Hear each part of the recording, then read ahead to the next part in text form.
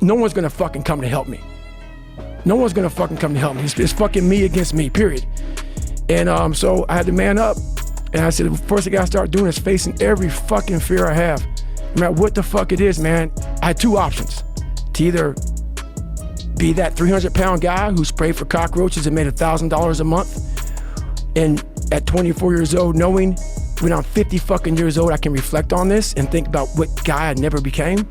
Or I can totally just sack it up and fail and fail and fail until I succeed.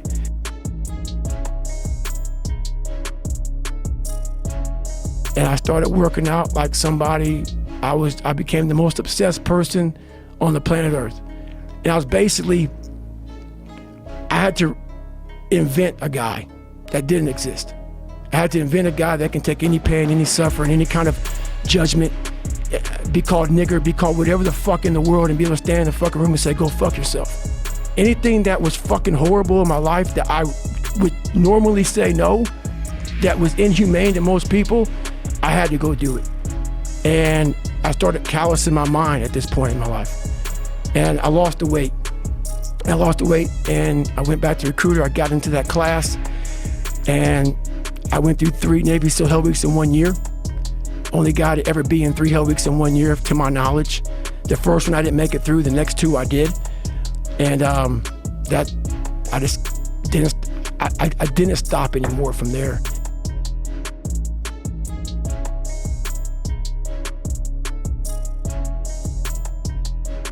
And I started realizing through this process that the fucking mind is what you created.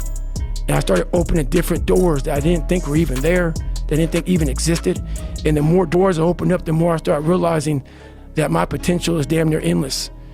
And it changed my whole mindset. So I went from David Goggins and I created Goggins.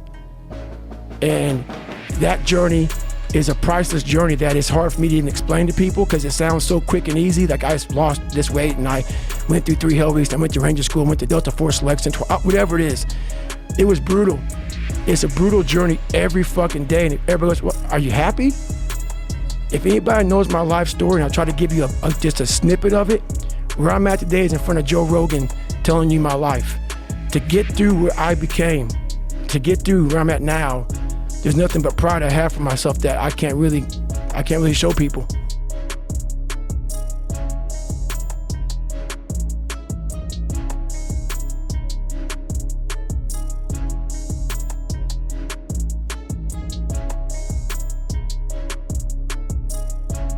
My life was just fucked. I was making $1,000 a month. My rent was $810 a month, and my mind just kept fucking with me.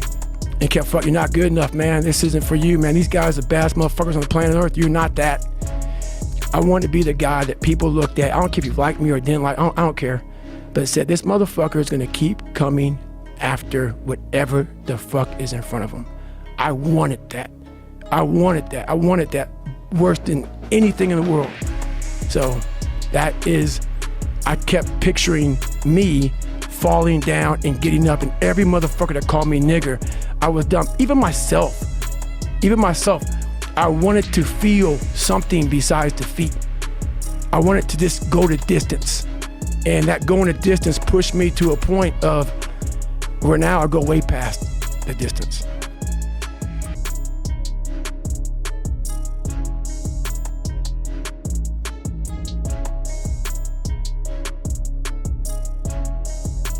You know, it just became this different mindset. I turned negatives into positives.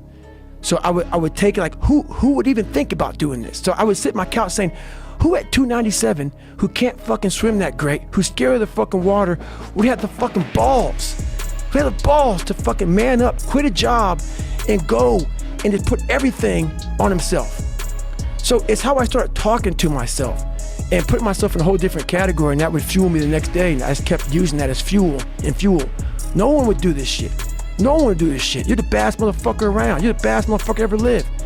And I just kept fueling me with the right kind of message that I needed to hear that I was never telling myself. And through time, it became reality to myself. It's a difficult motherfucker where you're gonna fail and you're gonna be in your head, you're gonna be saying, I'm not good enough. And it's how you get through that It's how you get through that on a daily basis when that thing is saying, man, I'm 43, I've done so much. You start to become civilized. The refrigerator gets full. You start making money and you start, I'm not getting cold anymore. I'm retired. At 40, people shouldn't be playing basketball or football or being in, you start to believe this shit. And it becomes in your fucking mind like, there's people who are retiring, at 40-something years old or 30-something years old. At 43, I'm still putting in 100-mile weeks, still doing thousands of pull-ups, thousands of push-ups, because I'm not allowing myself to become civilized. The worst thing that can happen to a man is become civilized. You lose that fucking fight. You lose that, why the fuck am I doing this shit? I'm good. You ain't good, man. You ain't never fucking arrived. And that's just my mentality. You may have more, but you never fucking arrive. You want to be uncommon amongst uncommon people. Period.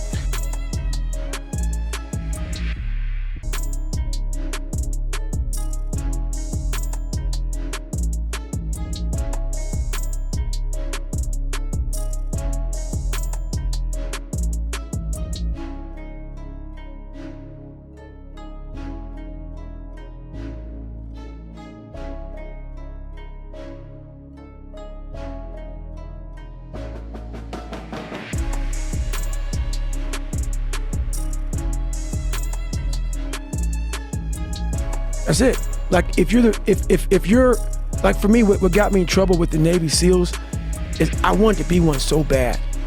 So bad. I fought my ass off. And I saw them as uncommon people. Very uncommon. But once you become a Navy SEAL, you're all Navy SEALs, so guess what happens? You're fucking common again.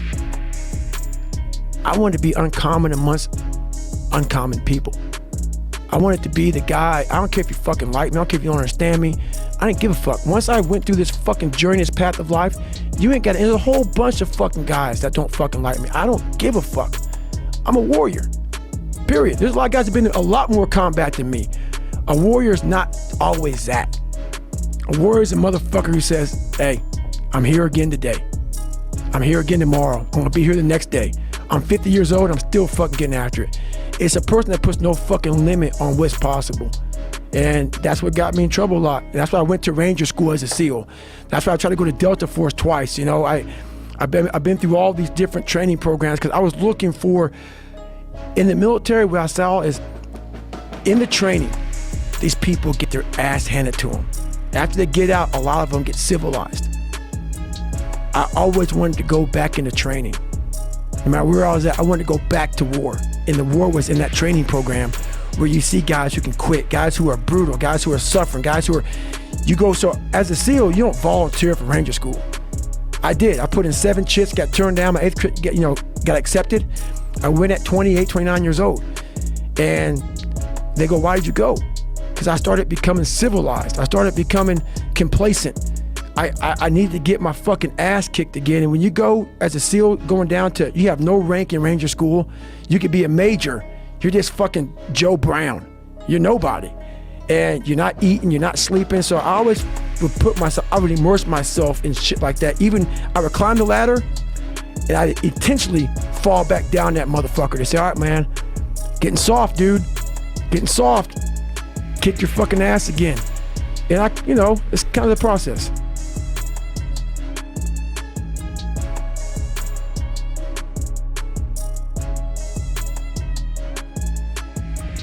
That's it. It's the only way to find yourself.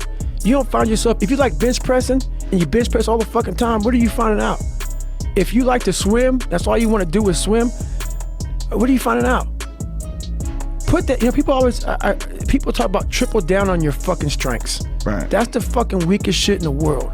Nah, triple down on your fucking weaknesses. Yeah. Find out something about yourself. You already know the good shit. You already know the happy shit. Right. That's why on my Facebook page, I goes, why don't you talk about good times? You know how to get through that shit, motherfucker.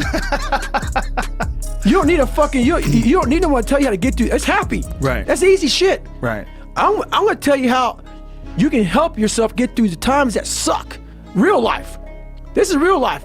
90% of your life will suck. 10% will be fucking happy. You may be a lucky guy and have a lot of fucking money, have a great ass woman, all this shit. Trust me, one-on-one with that fucking guy, he's missing something. His life still sucks because he hasn't face something that bothered him his whole fucking life. Something is still eating that motherfucker up. Almost everybody. Everybody. Eating you the fuck up. But maybe you found a good way, how I did growing up, on how to ignore that voice that's saying, you ain't facing some shit. Period, man. I'm not special. I just stopped listening. I listened to that voice. This is why I talk so fucking aggressive. People say, man, do you believe in God? You cuss so much. When I say fuck, it's letting you know what I'm thinking. If I try to make it all pretty and shit, that's not what my life was. It was a violent struggle daily to get where I'm at today. I'm not gonna water it down. I'm not gonna water it down. Shit wasn't fun. It ain't fun today, but I'm happy. Look what I overcame. If that doesn't put some badge of honor tattooed in your fucking brain for the rest of your life, you can die today talking to Joe Rogan, you're missing the story, man. Am I happy? What the fuck do you think? Don't misunderstand the passion in which I speak for not being intensely happy. Happiest person in the world. But I'm not done. So I'm not gonna speak to you like, oh man, everything is great. No, I have a lot more shit to do. A lot more shit to do. There's a quote that was said, I don't know who said it, but it was a great quote. This guy said, going into combat, going into war, out of the 100 men that go into war, 10 shouldn't even fucking be there. 80 of them are just targets. 10 do most of, or 9 do most of the fighting. 1 is a warrior. And it's a true quote to life. I saw it going through training. I saw it everywhere I went. There's so many people who just show up to life that shouldn't even fucking be around. And there's few people who do all the work. I wanted to be part of that 9, and I'm working towards being that 1. And that's just how I live my life.